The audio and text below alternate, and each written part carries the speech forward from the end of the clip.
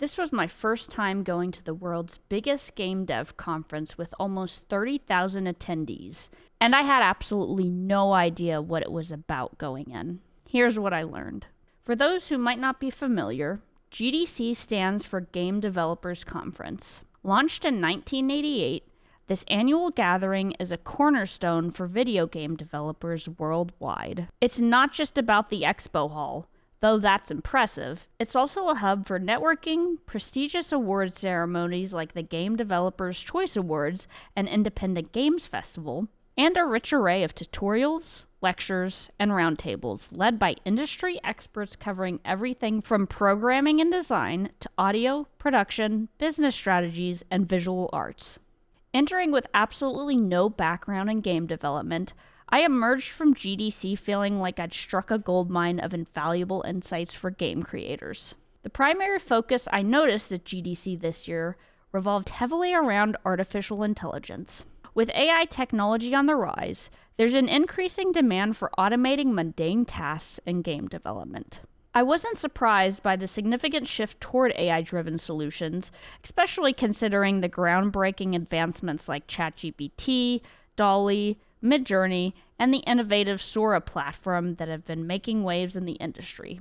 Entering the conference, I had little notion of how AI and game development could intertwine, so my approach was straightforward. Attend every single opportunity presented to me, or at least make the effort to do so. Sunday kicked off bright and early with an 8 a.m. flight to San Francisco. Upon arrival, I received word about a gathering called the Day of the Devs, and naturally, I couldn't pass it up. To my delight, it turned out to be a charming arcade-style showcase featuring a myriad of indie games from smaller studios, all set at what seemed like a cozy bar serving refreshments. The atmosphere was laid back, allowing me to jot down some intriguing titles to add to my wish list. I even had the pleasure of reconnecting with developers I'd worked with previously and reviewed their games, which was a fantastic experience. Notably, AI played a role in some of these games, such as the captivating Outdraw.ai, where players engage in a game of Pictionary against an AI opponent, which was quite fun. All in all, the Day of the Devs felt like a delightful indie game extravaganza, brimming with creativity and charm.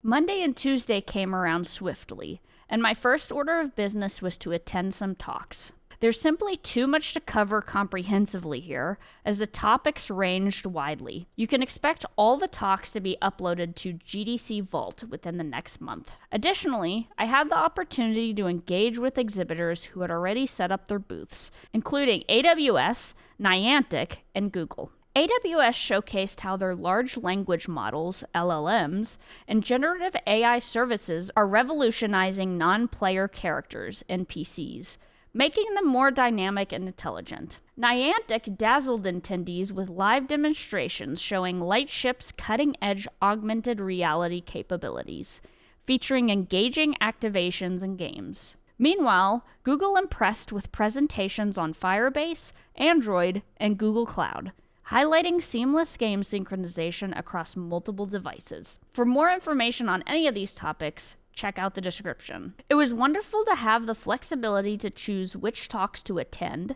which booths to visit, and when to take breaks. They even had a charming lounge area where you could admire and purchase various artworks. Additionally, the booths from the Day of the Devs event made a partial return for those who missed Sunday. For those seeking more social interaction, gaming, and networking opportunities, GDC hosted a cardboard lounge where you could relax, make new acquaintances, and enjoy some board games to unwind. The remainder of the day was spent exploring smaller booths and delving into tools like Invoke, an impressive generative creation tool and custom AI model manager, offering users complete control and ownership over their work, models, and intellectual property indefinitely. Amptix, a standalone tool solution enabling game developers to generate haptics data, design nuanced haptic feedback patterns by simply drawing lines on a graphical user interface, and craft an array of tactile sensations by adjusting just 3 parameters. Autodesk, demonstrating seamless integration between Autodesk Maya and other tools, facilitating smooth data exchange for tasks such as environment layout, animation, and more. Additionally, noteworthy mentions include Godot, a widely acclaimed cross-platform engine known for its accessibility as a free and open-source platform. Overall, Day 1 and 2 were super successful in my book. I managed to learn a ton about just how much work goes into game development, and how game development is truly a labor of love. I had the privilege of attending fascinating discussions on the integrations of AI and other cutting-edge technologies into the gaming landscape. Highlights included witnessing AI and ML applications in hand gesture detection for hands-free gameplay, exploring the advanced water physics mechanics in Diablo 4, discovering how AI can transform any narrative from literature into an engaging board game, and glimpsing into the future roadmap of Unity and its array of tools and services. It wasn't even halfway through GDC, yet it seemed like my mind was already overflowing with new knowledge about game development. Wednesday arrived, signaling the start of the main event, the Expo Hall. For me, this segment epitomized the essence of the convention. It offered a chance to explore, discover the latest technologies and initiatives by various companies, forge new connections, and expand my network.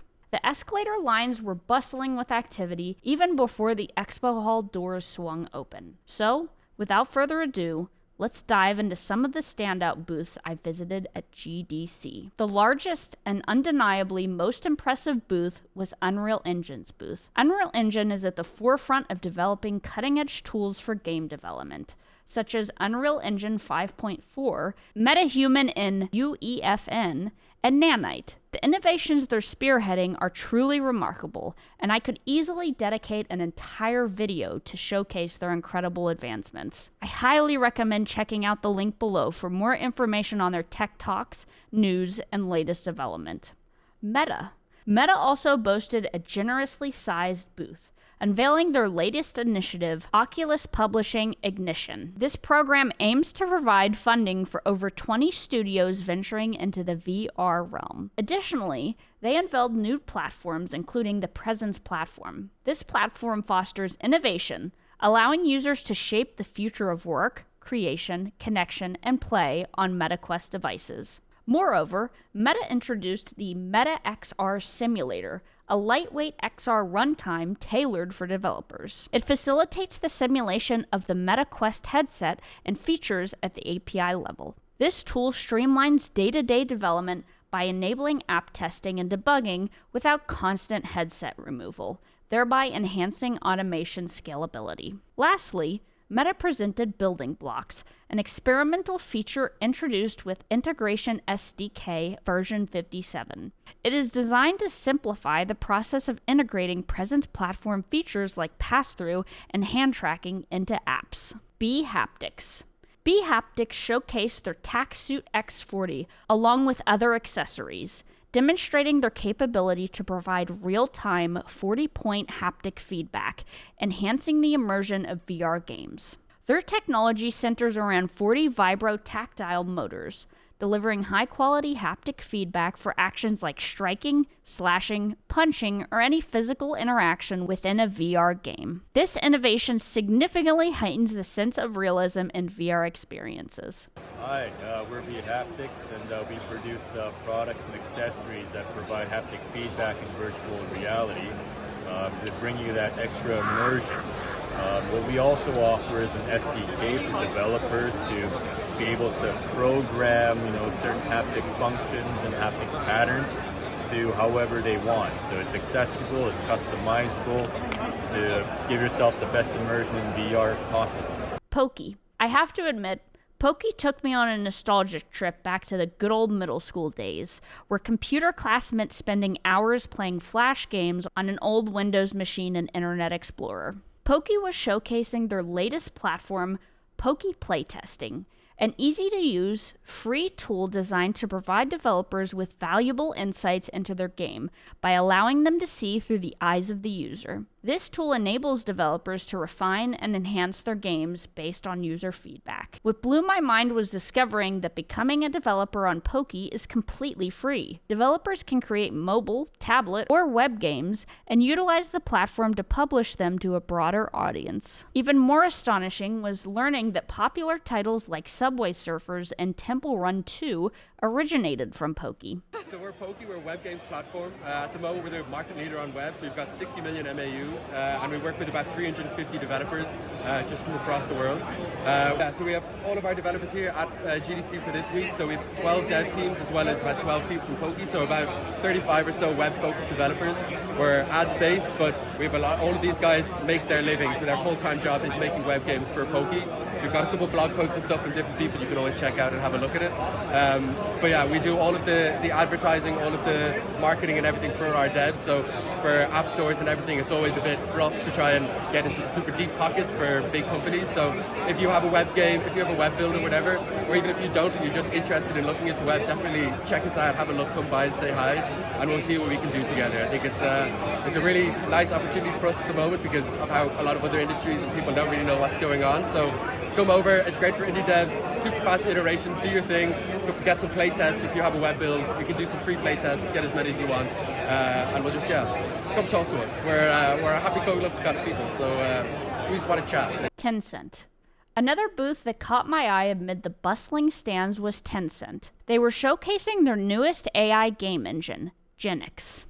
Genix stands as Tencent's innovative generative AI game engine, providing extensive AI solutions to elevate game development and operations across various genres like MOBA, FPS, MMO, and more. Genix particularly stands out for its AI bot services and AI GC tools, demonstrating its prowess in the field. Many other booths seem to be social media platforms transitioning into game development for reasons that were somewhat puzzling. These included platforms like TikTok or Discord. Additionally, numerous smaller booths offered essential building blocks for game development, such as server hosting, and even 3D modeling and motion capture solutions. What made the expo intriguing was its division. One side catered to larger companies, while the opposite side was reserved for smaller companies specializing in technology, publishing, or indie development. Notably, there were also booths representing universities for those still pursuing education.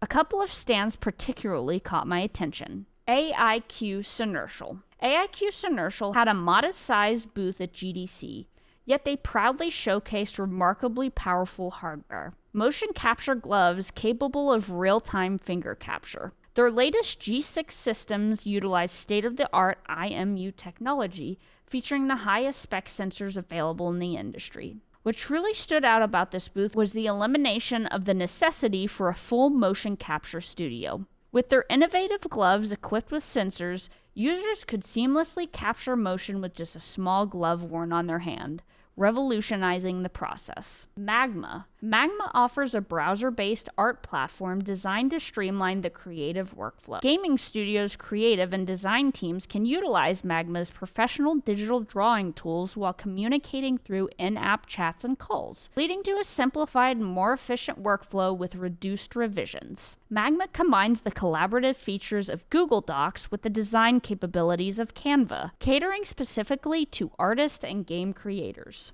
Hey everybody, this is Magma here. It's a browser-based collaborative art creation platform. So basically you can think of a Photoshop-like experience, but Google Drive added on top of that. So a lot of people coming together, working on art together, and also partner with Story Protocol to help better register IP assets and allow others to expand on your IP.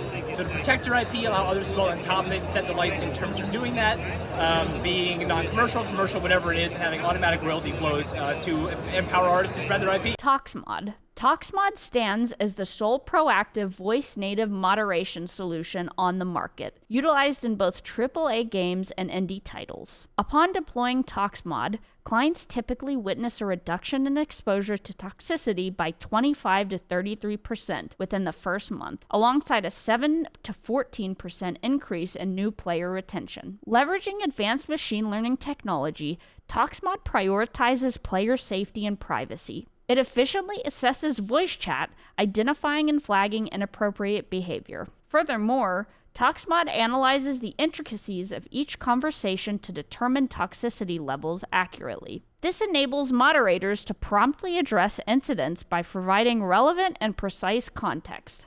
Hey, I'm Terry. I'm COO at Modulate, and we're working on tools to make gaming a lot more fun. So for instance, we have ToxMod, a voice chat moderation platform that allows us to really bring the magic and joy back into those online experiences through tamping down on very specific types of harassment while enabling people to continue the competitive spirit of trash talking without very harmful language. So we're really excited to build those tools and allow developers to really put the iPlay back in multiplayer. Inworld AI. Inworld AI stands as the forefront character engine-driven AI NPCs in gaming, entertainment, and interactive ventures. Inworld facilitates a multi-model expression of personalities and contextual awareness, orchestrating character behavior and performance. The Inworld engine powers real-time gameplay mechanics, dynamically adapting to players' decisions. It responds to player actions with dynamic game states, environments, and AI agents. This enables the implementation of novel game mechanics that immerse players at the heart of the fantasy world. Inworld unlocks unprecedented levels of depth and immersion by integrating AI NPCs with advanced cognition, perception, and behavior. Hey everyone, I'm Florin. I'm the VP of Ops at Inworld, and Inworld is an AI engine for your game. So whether you're building the game, you can use our AI tools to help create characters, to create narratives much more easily, but you can also bring the benefits of AI into the runtime. So when your game is live, you have NPCs that can talk to you, engage if you know who your players are, know what they've done in the game, and interact in a very personalized, hyper-engaged manner. We're working with Xbox and Microsoft already to build a whole suite of tools for the design phase of games, and we'd love to work with all of you guys to figure out how we can build next-gen AI experiences. Perforce. Perforce drives innovation on an unmatched scale. Their range of digital creation tools, featuring Helix Core, the foremost vision control system in the industry, and Helix Dam, their specialized digital asset manager, equips developers with the scalability and performance required to achieve top-tier, market-leading success. Think of Perforce as akin to GitHub, tailored specifically for game developers. Hello, I'm Chris Perez, Director of Product Marketing here at Perforce. If you're not familiar with Perforce, we're a version control management system. We also have a Helix Dam, which is our digital asset management system. If you're using a game engine, Unreal, Unity, you might run into file size limits and challenges if you're using another version control tool like Git. So our system is really designed to overcome all those size challenges, especially with like the size of games that people are building today and the size of projects that people are building today. And especially if you're working with a large team, so like globally distributed teams, you really want that single source of truth and for everybody to be able to get the files they need and be able to collaborate together. So that's what we do here at Perforce. And yeah, check us out. We have a new offering called Helix Core Cloud. That is our turnkey managed and hosted service offering. So if you're just getting started with Helix Core and you don't have the admin experience, this is like your way to just really get set up with that system, get the right foundation, and then enjoy creating on your game development. Arctop. Arctop's technology enables developers to integrate brain-computer interfacing, BCI, into their games. Leveraging artificial intelligence, Arctop's software platform deciphers brain activity from headwear, translating players' emotions, responses, and intentions. Real-time data is accessible through user-friendly SDKs and APIs. I personally experienced their headset demo for 10 minutes, and it was astonishing. The accuracy significantly improved when it could interpret my brainwaves. This undoubtedly signals the future of gaming. So this is a headband that we use, off-the-shelf third-party headband. It records brain activity. So you have these 4 sensors. They are just picking up electrical activity on the surface of the skin. There's a ton of noise in that, but one thing that it picks up is brain activity. It also picks up maybe something like you blinking, your heart rate, motion. What we do is we sort and filter all of that out, focus on the brain activity. What we have people going through here is a calibration process. They play Tetris, some math games, helps our AI models understand how their brain works. Once we do that, it's a one-shot. Then we're able to translate their brain activity into 2 measures right now in real time, focus and enjoyment on a scale of 0 to 100. So no matter what they're doing, you might be playing a game, your focus dynamics, your enjoyment dynamics, we can look at that, maybe know what parts of the game you like, what parts of the game you don't. A ton of stuff you can do with it. One of the things we're demoing today is a video game that we've made that's a shooter, so you can zoom in just by thinking about zooming in. So all kinds of interaction brain to computer we're here to enable as a software layer. All in all, GDC left an indelible mark. From the wealth of incredible tools I acquired to the profound impact of AI on game development, and even discovering a museum dedicated to video games, my experience was a solid 10/10. Whether you're a game developer, reviewer, or enthusiast, games transcend barriers, serving as a universal language akin to music. They foster connections, whether you're a competitive player or enjoy gaming casually. Throughout history, games have progressed from primitive play with rocks and stones to the era of cards and cartridges, culminating in today's virtual experiences that blur the lines between reality and fantasy. Regardless of how you prefer your video games, one fact remains undeniable. Games remain and will continue to be a universal form of language.